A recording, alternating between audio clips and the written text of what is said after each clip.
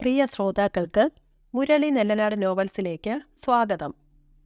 മുരളി നെല്ലനാട് എഴുതിയ നോവൽ സേതുബന്ധനം തുടരുന്നു.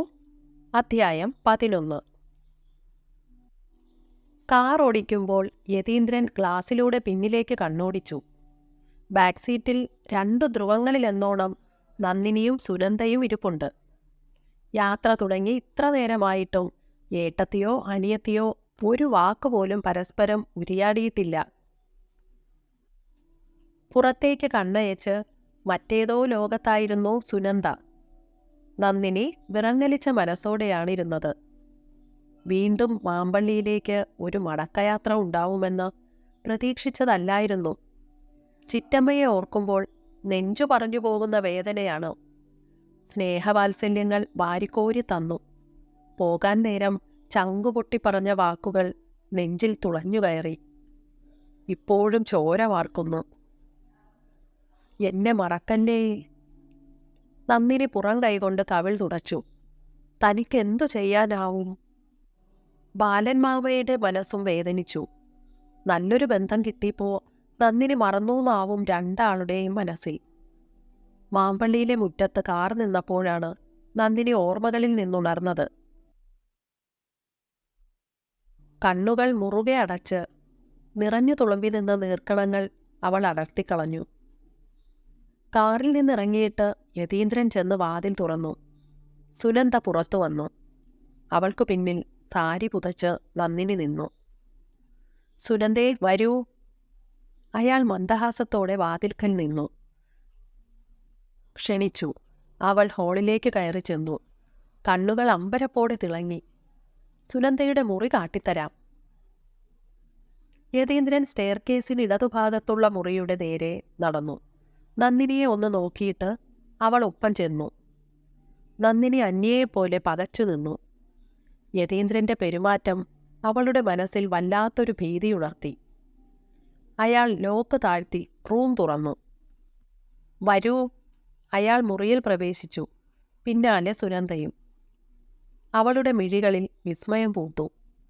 എങ്ങനെയുണ്ട്? അയാൾ സുനന്ദയുടെ മുഖത്തേക്ക് നോക്കി ചോദിച്ചു. നന്നായിരിക്കുന്നു യതിയേട്ടാ. സന്തോഷത്തോടെ അവൾ ചിരിച്ചു. സുനന്ദയ്ക്ക് വേണ്ടി ഒരു മുറി പ്രത്യേകം അയാൾ ഒരുക്കിയിരുന്നു. മുകളിലെ 2 മുറികളിലൊന്ന് സുനന്ദയ്ക്ക് തരണമെന്നായിരുന്നു കരുതിയത്. പക്ഷേ ആ മുറിയിലെ പണി ഇനിയും തീരാനുണ്ട്. വിവാഹ തീയതി അടുത്തപ്പോൾ പെട്ടെന്നായിരുന്നു വീടുപണി തീർത്തത്. സുനന്ദ ബാഗ് കട്ടിലിൽ വെച്ചു. കൊത്തുപണികളുള്ള മനോഹരമായ കട്ടിലായിരുന്നു അത്. മേശയ്ക്ക് മുന്നിൽ ഭിത്തിയിൽ വലിയൊരു കണ്ണാടി ഉറപ്പിച്ചിരുന്നു. കണ്ണാടിയിൽ അവളുടെയും അയാളുടെയും രൂപം പ്രതിഫലിച്ചു കണ്ടു. യതീന്ദ്രൻ അതിൽ തന്നെ കണ്ണുറപ്പിച്ചു നിൽക്കുന്നുണ്ടായിരുന്നു. എന്തൊരു ചേർച്ചയാണ് തങ്ങൾ ഇരുവരും തമ്മിൽ. സുനന്ദയ്ക്ക് തെല്ലു ലജ്ജയുണ്ടായി. അവൾ ചെന്ന് നീല വിരിയിട്ട ജാലകം തുറന്നിട്ടു.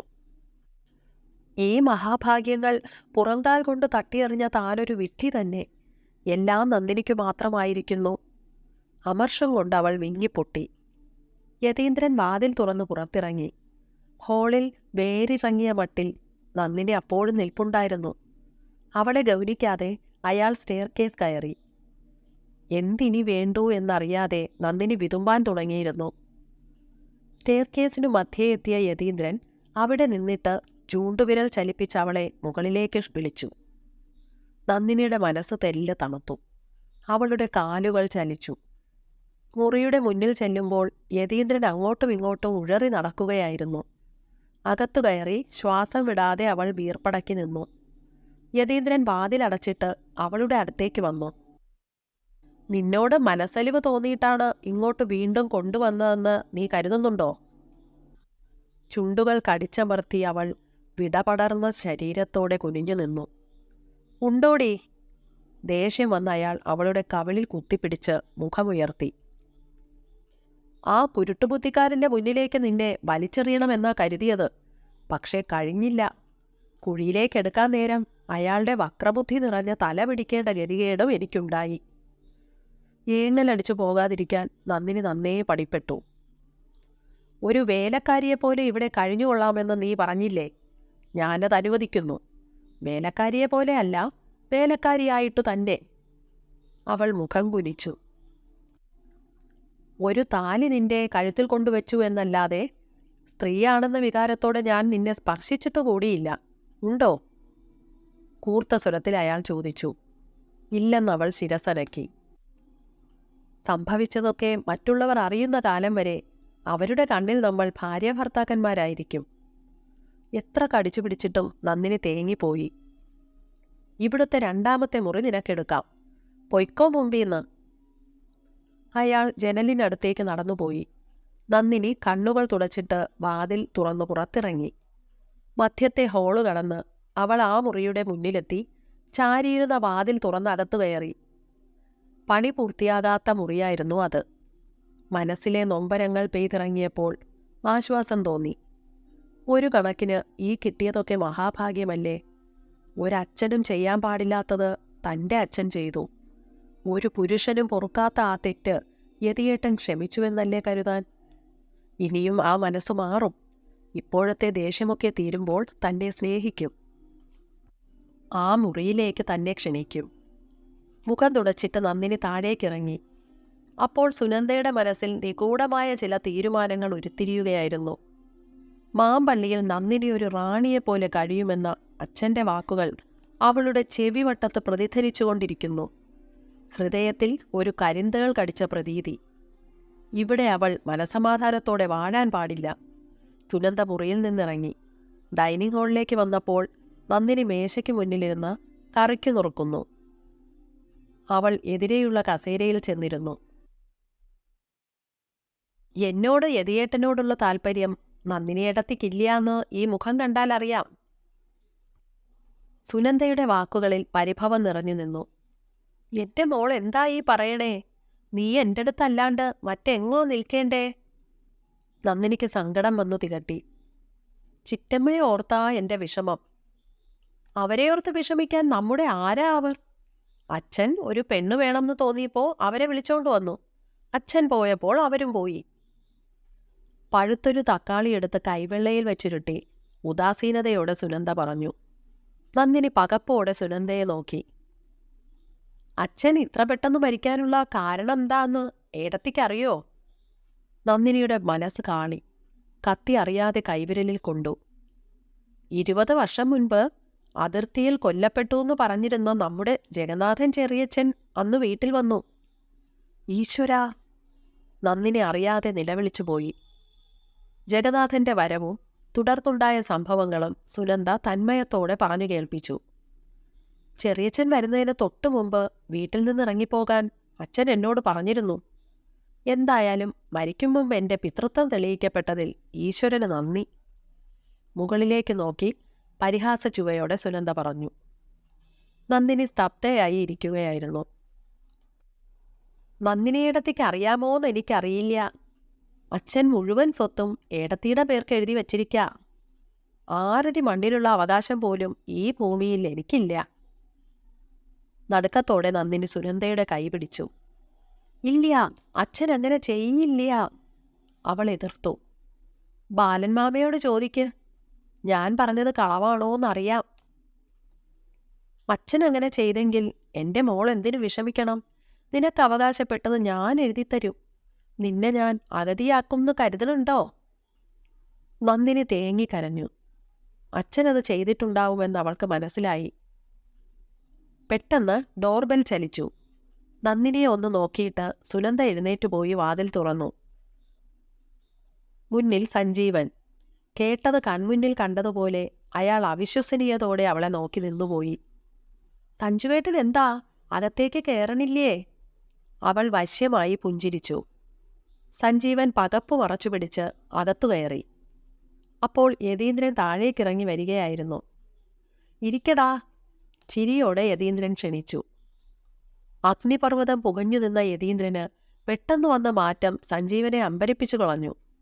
അയാൾ സെറ്റിയിലിരുന്നു.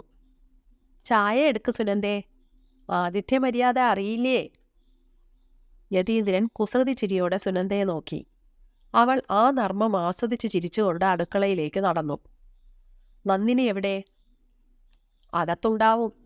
ഇനി ആരോട് പ്രതികാരം ചെയ്യാനാ സഞ്ജു? നീ പറഞ്ഞതാ ശരിയെന്ന് എനിക്ക് തോന്നി. യതീന്ദ്രൻ ഒച്ച താഴ്ത്തി. പക്ഷേ ആ വാക്കുകളിൽ ഒരുപാട് ഗർത്തങ്ങൾ ഒളിഞ്ഞിരിപ്പുണ്ടെന്ന് സഞ്ജീവന് തോന്നി. സുനന്ദ എത്ര നാൾ ഇവിടെ ഉണ്ടാവും? അവളുടെ കാര്യങ്ങൾ ഇനി ഞങ്ങൾ നോക്കിയല്ലേ പറ്റൂ. എക്സാം കഴിയട്ടെ, PGക്ക് പഠിക്കുന്നെങ്കിൽ അങ്ങനെ. പിന്നിലേക്ക് ചാരിയിരുന്ന് ഉത്തരവാദിത്വ ബോധത്തോടെ യതീന്ദ്രൻ പറഞ്ഞു. തങ്ങൾക്കിടയിൽ ഒരു കനത്ത മറ വീണതുപോലെ സഞ്ജീവന് തോന്നി. ഉപേക്ഷിക്കാൻ കൊണ്ടിറങ്ങിയ നന്ദിനിയെ തിരിച്ചു കൊണ്ടുവന്നിരിക്കുന്നു. ഒപ്പം അവൻ ഒരുപാട് മോഹിച്ച സുനന്ദയുമുണ്ട്. എന്താണിതിൻ്റെ അർത്ഥം?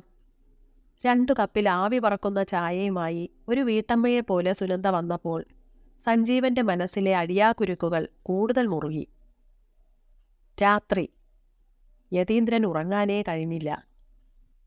ഓരോ കരുക്കൾ നീക്കേണ്ടതും വളരെ കരുതലോടെ വേണമെന്ന് മനസ്സ് ഓർമ്മിപ്പിച്ചുകൊണ്ടിരുന്നു. നടന്നതെന്തെന്ന് മറ്റുള്ളവർ അറിഞ്ഞാൽ അതൊരു വലിയ ഒച്ചപ്പാടുണ്ടാവും. കാര്യങ്ങൾ തൻ്റെ കൈവിട്ടു പോകും. വിവരങ്ങൾ അറിയേണ്ട ഏകയാൾ സുനന്ദ മാത്രമാണ്. ആദ്യം അവളെ തൻ്റെ സ്വാധീനതയിൽ കൊണ്ടുവരണം. അവളുടെ വിശ്വാസം നേടിയെടുത്ത ശേഷം സത്യങ്ങൾ തുറന്നു പറയണം.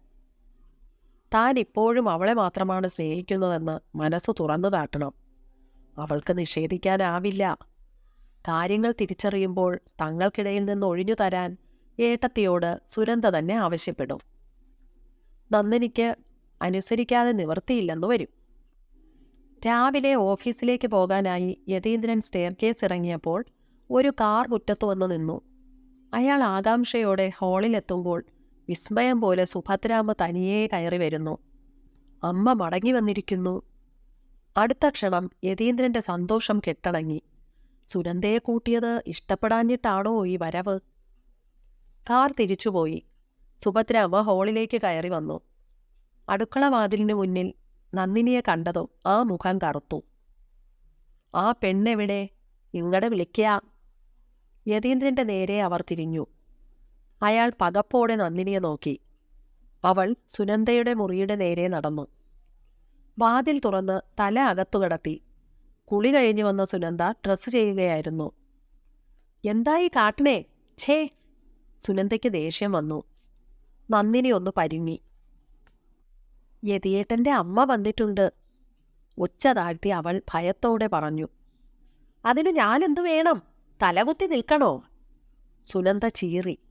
നന്ദിനി വേഗം വാതിലടച്ചു.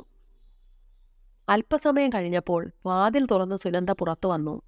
കോളേജിലേക്ക് പോകാനായി അവൾ ഭംഗിയായി ഡ്രസ്സ് ചെയ്തിരുന്നു. സുഭദ്രാമ്മ വിടർന്ന കണ്ണുകളോടെ അവളെ നോക്കി സർവ്വതും മറന്നു നിന്നുപോയി. ഇമകൾ പോലും ചലിച്ചില്ല. സുനന്ദ സുഭദ്രാമ്മയുടെ അരികിൽ വന്നു.